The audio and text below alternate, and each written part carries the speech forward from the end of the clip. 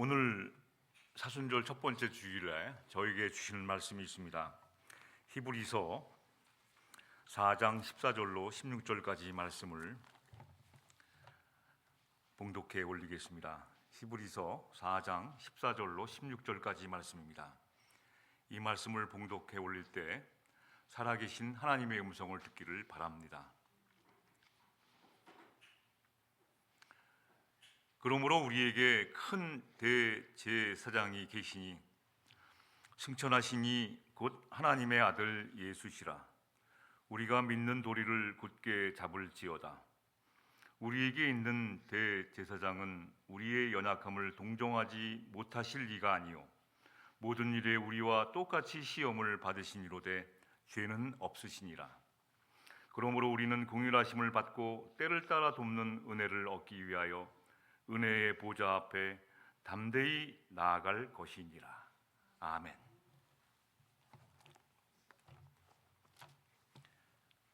저희가 좋으신 하나님을 발견하는 길은,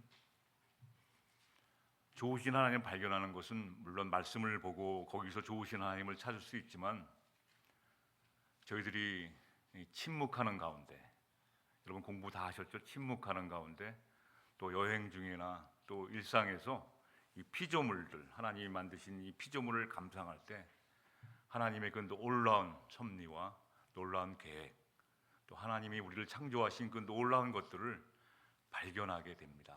너무 뛰어난 것이죠. 어떤 목사님이 자연환경 운동을 하십니다. 자연환경 운동을 하시는데 이 피조물의 생생한 것들을 알려주세요. 그래서 그거에 대한 말씀입니다. 피조물에서 하나님의 놀라운 섭리를 발견해요. 그래서 그 말씀하는 걸 듣고 제가 은혜를 받아서 여러분에게 소개하려고 합니다. 지금 사진에서 보는 나무가 층층나무라고 하는, 강원도 이렇게 산 계곡에 많은 층층나무. 이 층층나무는 이 숲속의 폭군이라고 불릴 정도로 이게 이제 이렇게 쫙 퍼져나가니까, 팔을 벌리듯이 이게 퍼져나가니까 이 층층나무 밑에는 그늘이 져갖고 햇빛을 혼자 다 받으니까 다른 식물들이 못 자랍니다. 그런데 이 층층나무에 살고 있는 그 뭐라고 그러나요? 나방, 황다리 동나방이라고 있습니다. 한번 보실까요? 이 황다리 동나방. 이거 산림청에서는 독충, 해충으로 이렇게 등재가 되어 있는데요. 요 황다리 이 동나방이 그 층층나무에 붙어서 그 잎이 다 없어질 때까지 먹고 삽니다. 한번 보실까요? 어떻게 됐나? 이렇게 돼버려요. 저런 나무가 다 뜯어 먹어갖고 이렇게 마치 죽은 나무처럼 만들어 버리죠. 그런데 이 황다리 동나방이 이제 애벌레가 되어서 붙어 있다가 여기서 이제 이렇게 나방이 되어서 날아갈 때쯤 되면 다시 이렇게 푸르른 층층나무가 됩니다. 그런데 놀라운 것은 그 황다리 동나방이 이걸 갖다가 다 이렇게 잎을 없애갈 때, 요때 햇빛이 들어와요. 층층나무 사이로 햇빛이 들어오니까 나방이 다 잎을 먹어치웠을 때 햇빛이 밑으로 비치니까 이때 층층나무 밑에서 있었던 식물들이 자라기 시작하는 겁니다. 그래서 층층나무가 이렇게 다시 푸르른 잎이 될 때 밑에 있는 식물들과 함께 상생하면서 같이 자라게 해주셨어요. 우리 인간들은 해충이다, 나쁘다 이렇게 다 결론 짓지만 하나님은 어울려서 함께 살도록, 함께 서로 도와가면서, 심지어 우리가 보기에는 아니다 하는 것도 하나님은 어울려서 살아가게끔 하셨다는 것이죠. 이게 자연 섭리라는 것이죠. 이것을 보고, 이런 자연의 놀라운 섭리를 보고 환경을 지켜야겠다는 그런 운동을 하고 계세요. 그런 이유를 설명 듣고 저도 은혜를 받았습니다. 오늘 뛰어난 하나님의 일상, 그 좋으신 하나님을 발견하는데 이 피조물을 통해서 보여주신 것처럼 오늘 예수 그리스도가 이 뛰어나시다 하는 것이 있지만 오늘 사순절 첫 번째 주일에 몇 가지만 알려주고 있습니다. 가장 뛰어난 것이 뭐냐? 뛰어난 사역, 인간적으로 말하면 사역인데 우리에게 그 뛰어난 예수 그리스도에 대해서 말씀해 주고 있습니다. 어떤 것일까요? 오늘 14절 말씀으로 한번 다시 보시면 14절 15절 말씀 보면 구약 시대에 제사 제도를 상기시면서 큰 대제사장 이름이 나옵니다. 이 대제사장과 예수 그리스도가 같다는 거예요. 근데 예수 그리스도는 큰 대제사장이신데 부활 승천하셔갖고 하나님의 아들 예수세요. 구약의 제사 제도는 어떠냐면 하나님께서 자기 백성의 죄를 사하시기 위해서, 화목하기 위해서 제사장이 1년에 한 번 지성소에 들어가서 백성들의 죄를 사해달라고 기도를 합니다. 이런 사역을 수행하는 거예요. 그런데 들어가서 백성들의 모든 죄를 대신해서 제사를 지내는 게 대제사장의 역할입니다. 구약의 제사 제도는. 그런데 이게 십자가로 연결시켜요. 예수 그리스도의 십자가로 연결시킵니다. 다시 말하면 예수님께서 구약의 대제사장이 1년에 한 번 지성소에 들어가서 자기와 모든 백성들의 죄를 대신하여 제사를 드렸듯이 예수님께서도 모든 사람의 죄를 대신하여 자기 몸을 드려서 영원한 제사를 드렸다는 겁니다. 그래서 모든 일에 똑같이 시험을 받으시는 죄는 없으신 분인데 이러한 제사를 드렸다는 것이죠. 자, 그럼 여기서 예수 그리스도께서 우리의 대제사장이 되시는 이유가 무엇인가요? 그 까닭이 무엇인가요? 저와 여러분의 죄를 대속해 하시기 위해서 예수님께서 친히 자기의 몸을 바쳐서 하나님께 속죄 제사를 드렸다는 것이 중요합니다. 그러므로 한번 우리 성경 말씀 보시죠. 로마서 8장 1절 2절 말씀 보시겠습니다. 같이 한번 읽어보시겠습니다. 시작. 그러므로 이제 그리스도 예수 안에 있는 자에게는 결코 정죄함이 없나니 이는 그리스도 예수 안에 있는 생명의 성령의 법이 죄와 사망의 법에서 너를 해방하였습니다. 저희가 죄 문제를 이렇게 해결해 주셨어요. 이렇게 살라는 겁니다. 예수님이 저와 여러분을 위해서 희생한 것은 여러분이 이렇게 살라는 거예요. 우리가 예수 안에 있는 자는 정죄함이 없다는 것이죠. 왜? 예수님이 대신 십자가에 모든 죄를 짊어지고 가셨기 때문에 우리는 죄와 사망의 법에서 해방된 것입니다. 하나님의 아들 예수 그리스도께서 우리에게 큰 대제사장이 되어 주셨으므로 우리는 먼저 우리가 믿는 14절에 보면 우리가 믿는 도리를 굳게 잡으라고 했습니다. 굳게 잡으라고. 믿는 도리를 굳게 잡는 말이 어떤 것일까요? 이 다음에 잡으라는 것이 아니라 살아 생전에 이 믿는 도리를 굳게 잡을지어다 이렇게 되어 있어요. 우리가 믿는 도리를 굳게 잡을지어다. 언제? 지금 이 땅에 살아갈 때. 믿는 도리라는 것은 우리의 죄가 어떻게 사함을 받는가 그 원리를 붙잡으라는 거예요. 나 같은 죄인을 살리신 예수 그리스도의 그 놀라운 애를 붙잡으라는 거예요. 또 하나 뭡니까? 예수 그리스도가 그로 말미암아 나를 구원해 주신 구원받은 인생, 이 복음의 진리를 굳게 잡으라는 겁니다. 저와 여러분은 사망의 골짜기, 사망의 늪에서 건져주신 구원받은 백성이라는 것이죠. 이 도리를 굳게 잡으라는 메시지입니다. 그래서 어떻게 잡아야 되는지요? 한번 또 보시죠. 성경 말씀 로마서 10장 9절 10절 말씀 또 같이 읽어보겠습니다. 시작. 네가 만일 네 입으로 예수를 주로 시인하며 또 하나님께서 그를 죽은 자 가운데서 살리신 것을 네 마음에 믿으면 구원을 받으리라. 사람이 마음으로 믿어 의에 이르고 입으로 시인하여 구원에 이르니라. 이게 구원받은 백성의 모습입니다. 구원받은 백성은 입으로 예수님을 주라고 고백합니다. 예수님 사랑해요. 예수님만 의지하고 살겠습니다. 이런 고백이 나오고 찬양이 나오는 거예요. 또 하나님께서 나를 죽은 자 가운데서 살리신 것을 내 마음에 믿으면 그 믿는 그 마음이 구원을 받는 겁니다. 무엇을 어떻게 해고 뭘 바치고 뭘 어떻게 해야지 구원받는 것이 아니라 바로 이거, 예수님이 나를 위해서 십자가에 지신 그것을, 나를 살려주신 그 은혜를 입으로 고백하는 겁니다. 그것이 구원받는 거예요. 그래서 이런 구원받은 이 도리를 굳게 잡고 있으면 우리에게 있는 15절 말씀 보면 우리에게 있는 대제사장 예수 그리스도께서는 우리의 연약함을 동정하지 못하실 리가 아니요. 동정하지 못하실 이유가 이게 무슨 뜻입니까? 우리의 연약함을 동정하지 못하실 리가 아니요. 우리의 연약함, 저와 여러분의 연약함을 다 알고 계시다는 거예요.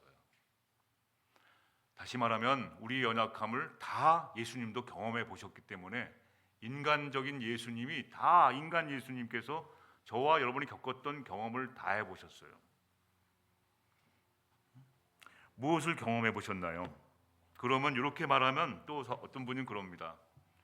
목사님 잘못됐습니다. 예수님 결혼해 보셨나요? 우리는 결혼 때문에 고생하는데 예수님 안 해보셨으니까 다 경험해 보시지 않았는데 왜 그렇게 말씀하십니까? 이런 뜻이 아닙니다, 여러분. 이런 경험을 해보시고 안 한 걸 말이 아니라 우리 인간의 연약함이라는 것이죠. 기본적으로 인간의 가장 기본적인 연약함이 어떤 거냐면요, 첫 번째 가난입니다. 가난. 인간이 힘든 것이 가난이에요. 가난. 예수님은 가난하셨어요. 가난한 자의 심정을 너무나 잘 아세요. 그래서 우리가 어려울 때 예수님께 간절히 도와주세요 하면 예수님은 우리의 연약함을 동정하시기 때문에 다 그 기도에 응답해 주시는 거예요. 또 예수님은 학벌이 좋지 않으세요. 인간적으로 말하면 명문대학을 나오지 않으셔서 남에게 자랑할 만한 학벌을 배우지 않으셔가지고 배우지 못한 자의 아픔을 가지고 계십니다. 지식이 많다고 자랑하시는 사람들이 있지만 예수님은 그러한 세상적인 자랑할 것이 없으시기 때문에 배우지 못한 자들의 서러움을 잘 아세요. 그래서 언제나 백성들에게 어린이서부터 노인에게 이르기까지 다 알아들을 수 있도록 쉬운 말로 해주세요. 공중에 나는 새를 보라. 이건 다 알아듣는 말씀 아닙니까? 저도 쉽게 설교를 하려고 노력하는데 잘 안 돼요. 왜냐하면 기도를 더 많이 해야 되거든요. 더 연구하고 더 묵상해야 돼요. 세상에 좋은 지식, 높은 지식을 갖다가 소개하는 건 쉽습니다. 그러나 묵상이 이루어진 말씀, 고생하고 고생한 사람들 생각하고 쉽게 예수님은 배우지 못한 자의 아픔을 아시기 때문에, 연약한 자들의 아픔을 아시기 때문에 언제나 예수님의 말씀은 어렵지 않아요. 여러분이 마음이 가난한 자에게 복이 있다고 말씀하신 것처럼 내 마음이 하늘을 향해 간절히 열려 있다면 그 말씀이 다 와닿습니다. 간절함. 세 번째, 예수님은 우리 인간적인 연약함을 어떻게 받아들이시냐면, 이 예수님은 가족과 제자들도 이해하지 못했어요. 예수님의 삶에 가족들도 이해하지 못했어요. 심지어 고향 사람들도, 가장 잘 안다고 하는 사람들도 예수님을 어떻게 됐나요? 끌고 가서 낭떠러지에 떨어뜨려 죽이려고 그랬다니까요. 가족들, 제자들로부터 다 이해를 받지 못했어요. 그래서 여러분한테 친한 사람들, 여러분들이 잘 아는 친한 사람들, 가족들도 이해 못할 때가 있다. 그런 걸 잘 아세요. 그래서 그런 것 때문에 갈등을 겪어서 기도하면 예수님은 다 알고 계시다는 거예요.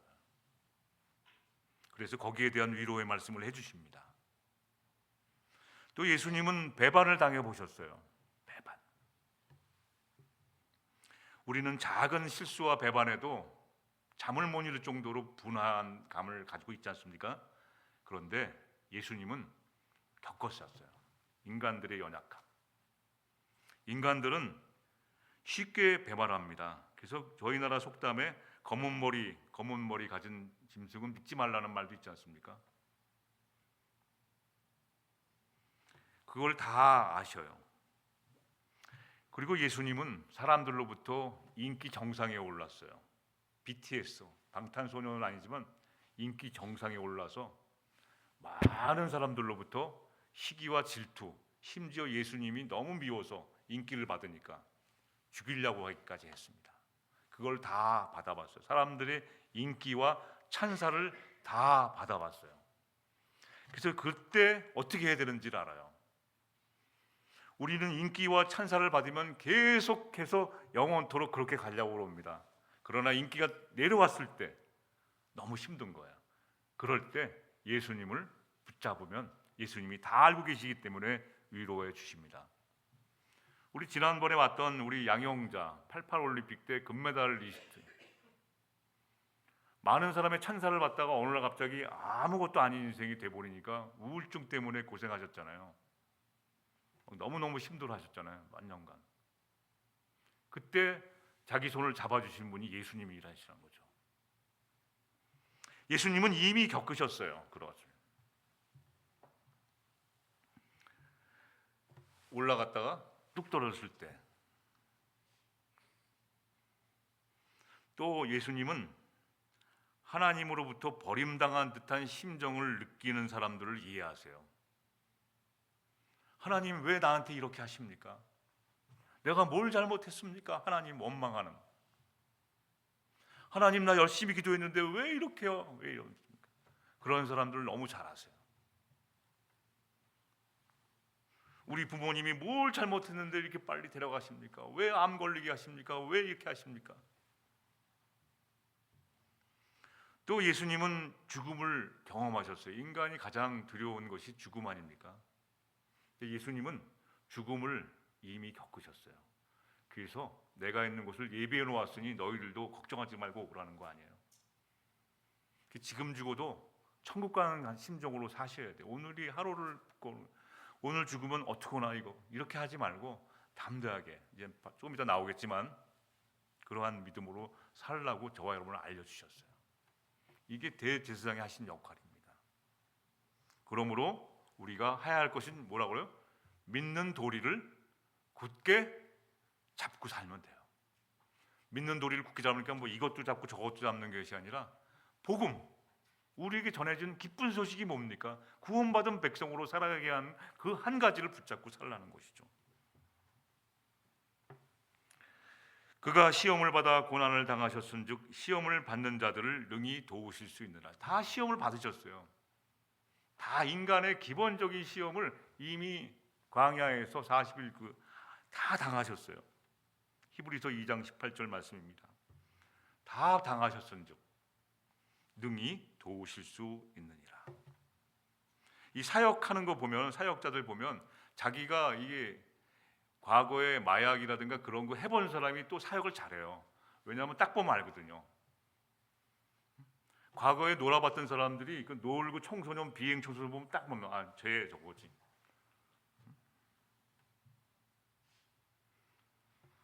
저는 교회를 떠났다가 다시 온 사람입니다. 저도 떠났다가 온 사람이기 때문에 그 떠난 그 심정을 잘 알아요. 방황하는 것이 얼마나 힘든 것인지 알아요. 교회를 떠나고 들어오고 그걸 해봤기 때문에 딱 보면 지금 방황하는구나. 광야 생활이 어떤 것인지를 경험해봤기 때문에 광야에 있구나. 그 톨스토이, 러시아의 대표적인 문학가, 톨스토이 대표작이 있습니다. 여러분 라이브러리 책이 한 권 있는 것 같은데, 예, 그렇게 잘 돼 있어요. 대표적인 작품이 하나 있습니다. 안나 카레리나. 거기 유명한 문구가 나옵니다. 행복한 가정은 모두 비슷한 이유로 행복하지만 행복한 가정은 다 똑같아요. 거의 비슷한 이유로 행복해요. 근데 이 불행한 가정은 저마다 이유가 다 있어서 불행하다는 거예요. 행복한 가정은 오로지 똑같아요. 자식이 자는 것만 봐도 행복해. 다 가족이 있어서 행복한 거예요. 행복한 가정은 다른 이유가 없어요. 한 식탁에 가족이 있는 것 자체로 행복한 거야. 너무 좋아.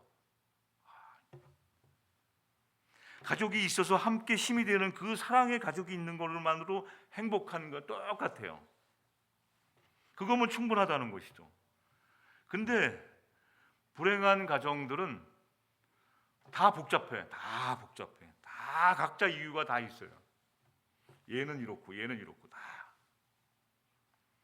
저희 교회가 행복한 교회가 되기 원한다면 여러분, 행복한 이유는 한 가지밖에 없습니다. 예수님이 나를 위해서, 저와 여러분을 위해서 십자가의 그 사랑 하나면 충분하지 않습니까? 다른 것이 뭐 필요합니까? 의자가 불편합니다. 뭐가 불편합니다. 다 불편한 것이 너무나 많아요.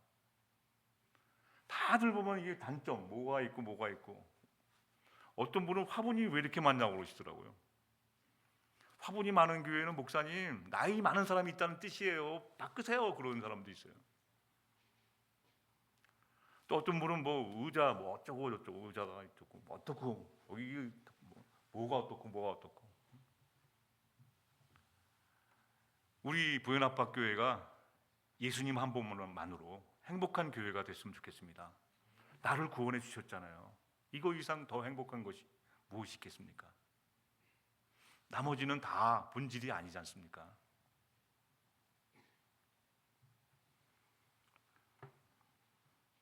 연약한 이 모습 이대로, 죄인된 이 모습 그대로 예수님이 받아주셨잖아요. 그거 하나만 행복한 거 아닙니까? 그 은혜로 말미암아 모든 열악한 신앙생활을 저희들이 극복할 수가 있는 것입니다.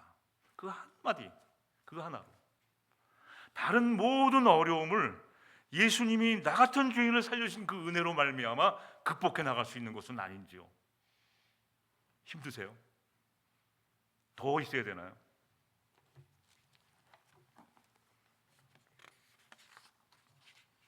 우리는 예수 그리스도께서 큰 대제사장이심으로 우리가 긍휼하심을 받게 된 것입니다, 여러분.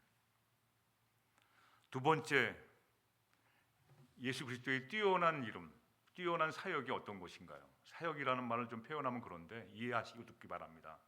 예수님이 우리를 위해서 남들보다 다른 인간적인 방법이 아닌 뛰어난 것이 어떤 것입니까? 보시면 16절 한번 보시죠. 그러므로 우리는 긍휼하심을 받았습니다. 그래서 때를 따라 돕는 은혜를 얻기 위하여, 때를 따라 돕는 은혜를 주십니다. 때를 따라 돕는 은혜를 얻기 위하여 은혜의 보좌 앞에 담대히 나가는 삶을 살아가야 돼요. 은혜의 보좌 앞에 담대히 나아가는 삶. 날마다 숨 쉬는 순간마다 때를 따라 돕는 은혜, 때를 따라 돕는 은혜가 무엇인가요? 이 필요할 때 주시는 은혜예요. 필요 없을 때 주시는 은혜는 있습니다. 있는데 또 주고 그만 됐어. 배부릅니다. 근데 자꾸 먹으라고. 그건 은혜가 아니라 오히려 그 사람을 망치는 겁니다. 그런데 꼭 필요할 때가 있어요. 물 한 모금 먹고 싶을 때 그때 물이 딱 주시는 거예요. 물 한 모금 간절히 먹고 싶은데 콜라 이만큼 갖다 줘. 또 어떨 때는 콜라가 시원하게 얼음 넣어서 쫙 마시고 싶은데, 아이스 커피 딱 마시고 싶은데 다른 거 주고. 그래서 이스라엘 백성에게 하나님이 복 주시는 것은 이른 비와 늦은 비. 농사 짓다 보면 이 비가 좀 쫙 내려줘야 할 때가 있어요. 이른 비. 그리고 늦게 한번 다시 샤워하는 것처럼 한번 쫙 내려줘야지만 이게 잘 자라거든요. 근데 이게 막 아무 때나 막 비가 오면 이게 다 망칩니다. 그래서 하나님은 복 주실 때 때를 따라 돕는 은혜가 이른 비, 적절할 때 맞춰서 와야 할 때, 필요할 때, 딱 적절할 때 주시는 겁니다. 저와 여러분은 가만히 묵상해 보시면, 가만히 생각해 보시면 하나님이 여러분의 긍휼히 여기셔서 때를 따라 돕는 은혜를 주십니다. 이 경험을 해보세요. 어메이징 그레이스입니다. 때를 따라서 좀 더 주시지도 않고 그 필요할 때 양식, 필요할 때 주십니다.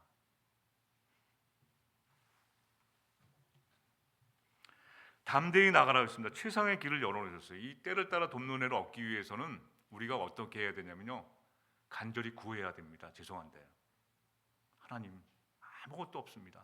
간절히 구해야 돼요. 그 안식이라는 책을 쓰신 분이 있어요. 그 박사학위 논문 받을 때 집에 키를 이게 하도 정신이 없으니까 뭐 이게 살림하랴 뭐하랴 박사학위 논문 쓰니까 너무나 바빴죠. 근데 이게 뭘 잊어버린 거예요. 자꾸 잘 잊어버리니까 어떻게 되냐면 키를 잊어버려. 키, 만년필, 키, 막 이렇게 중요한 걸 잊어버리는 거죠. 그래서 하나님 때 간절히 구하게 기도를 하는 거죠. 지금 필요한 게 없으니까 당장 키가 없으면 안 되잖아요. 그래서 하나님께 조용히 바쁜데 원고 쓰는 거, 뭐 박사학위 논문 준비하는 거 다 내려놓고 기도하는 것이죠. 열쇠 좀 찾게 해달라고. 내가 지금 써야 하는 만년필이 없다고. 만년필.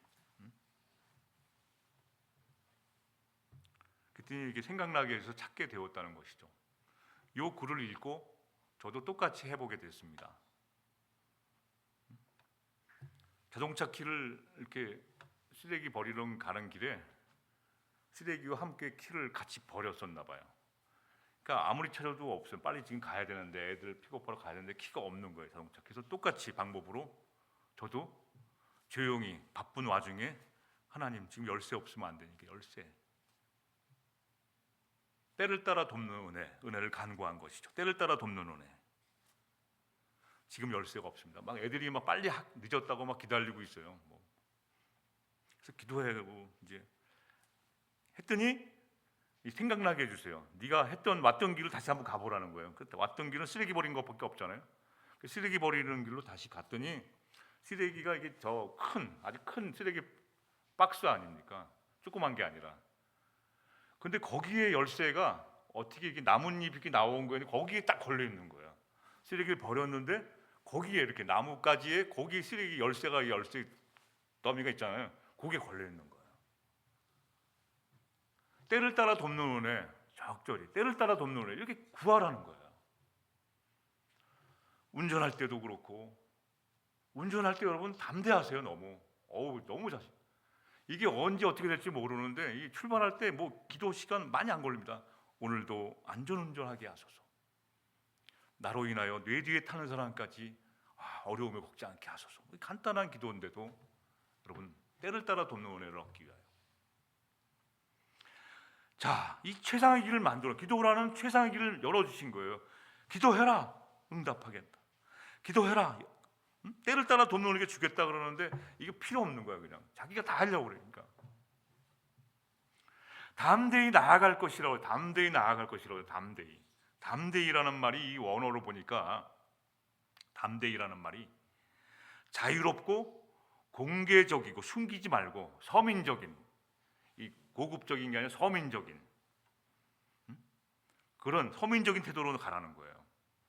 자유롭고 공개적이고 서민적인 방식으로 나아가는 것이 담대히 나아가는 겁니다. 다시 말하면 자기 신분을 부끄러워하지 말라는 거예요. 노예가 막 부끄러워요. 나 창피해서 어떡하지? 부모를 잃어버린 고아가 나 이거 부모님 안 계시니까. 남편을 잃어버린 과부가 나 남편 없으니까. 나그네가 나 지금 여행객이니까 원주민이랑 하면 안 돼. 응? 당시에 야만인이라고 그랬잖아요. 야만인. 이런 것 다 로마 시민처럼 담대히 나가라는 거예요. 로마 시민처럼. 당시의 말씀은 로마 시민처럼 담당하고 떳떳하게 자기 의견을 내놓고 나가라는 것이, 누구한테 나가요? 하나님한테. 은혜 보좌를 때를 따라 돕는 은혜를 얻기 위해 나가라는 거예요. 로마 시민처럼. 어떤 시민입니까? 뻔뻔함으로 무례함으로 나가라는 게 아니에요. 사랑은 무례하지 않습니다. 여러분 막 무례하게 나가는 사람이 있어. 하나님의 일을 한다 놓고 막 무례하게 하는 사람이 있어요. 그거 잘못된 겁니다. 무례하지 않습니다, 여러분. 사랑은 무례하지 않습니다. 주님은 무례하지 않으세요. 이게 뻔뻔하게 무례하게 나가라는 뜻이 아니라 어떤 방식으로 담대히 나가는 거냐면 공개적으로 자신감 있게, 또 서민적으로 자유롭게, 자신감 있게 자유롭게 공개적으로 서민적인 태도로 나가라는 것은 저와 여러분은 하나님의 자녀라는 거예요. 자녀. 때를 따라 돕는 은혜는 하나님만이 주시는, 하나님의 자녀만이 받을 수 있기 때문에. 왜? 하나님이 열어놓으신 그 문을 기도를 할 수 있고, 자녀들은 기도를 하는 걸 압니다. 기도라는 걸. 기도하게 되면 아, 이렇게 되는구나 하는 걸 알기 때문에 구하면 그때마다 주시겠다는 거예요. 은혜를. 다 아시지만 그 때를 따라 돕는 은혜 주시겠다는 것이죠. 하늘의 시민권을 가진 자세로 살아가라는 거예요. 여러분, 예수의 뛰어난 사역이 바로 저와 여러분에게 가르쳐준 게 두 가지입니다. 우리를 십자가의 사랑으로 구원하여 주신 은혜, 예수님의 놀라운 대제사장 사역이세요. 또 하나 뭡니까? 은혜의 보좌 앞으로 때를 따라 돕는 은혜를 얻기 위하여 은혜의 보좌 앞에 어떻게 해요? 담대히 나가게 해주신 그것을 가르쳐주신 거예요, 여러분에게. 요한복음 16장 24절 말씀이 있습니다. 지금까지는 너희가 내 이름으로 아무것도 구하지 아니하였으나에 지금부터는 구하라, 그리하면 받으리라, 너희 기쁨이 충만하리라 라고 말씀하셨어요. 이 은혜를 받고 구원받은 백성, 하늘의 시민을 가진 자손은 담대히, 왜? 또 주시기 때문이에요. 또 주시기 때문에. 말씀을 정리하겠습니다. 예수님의 그 놀라운 십자가의 사랑으로 말미암아 구원받은 우리 모두 기쁨과 충만함으로 은혜의 보좌 앞으로 담대히 나아가시기를 주님의 이름으로 축원합니다. 기도하십시다.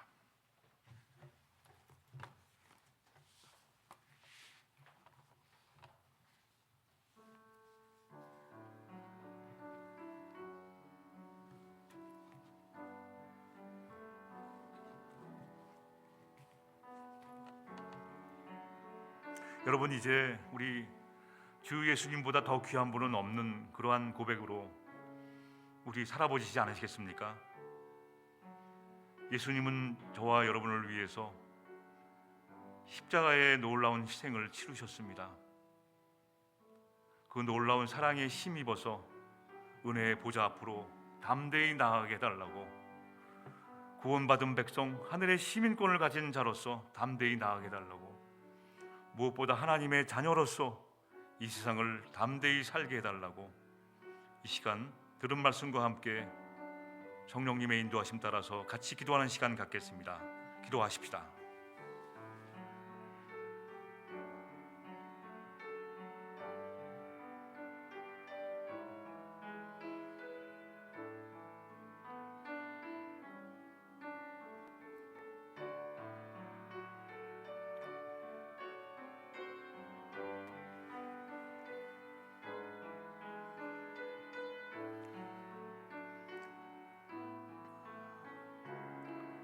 하나님 아버지, 저희들 예수 그리스도와 함께 살아가게 하여 주시옵소서. 이제 내가 육체 가운데 사는 것은 내 안에 계신 예수 그리스도의 그 십자가의 놀라운 사랑입니다. 십자가의 그 놀라운 사랑으로 행복하게 하시고, 우리 교회가 그 십자가에서 올라온 사랑으로 은혜 받게 하시고, 십자가의 사랑으로 말미암아 담대히 은혜의 보좌 앞에 때를 따라 돕는 은혜를 얻기 위하여 날마다 나아가게 인도해 주시옵소서. 오늘도 저희들에게 은혜 베풀어 주시고 더 많은 것을 주시기 위한 우리 예수님의 그 놀라운 사랑에 힘입어 간절한 마음으로 구하게 하시고 간절한 마음으로 기도하는 저희들 되게 인도해 주시옵소서. 주 예수님보다 이 세상에 더 귀한 것은 없습니다. 고백하며 예수 그리스도의 이름으로 기도드리옵나이다. 아멘. 찬송가 300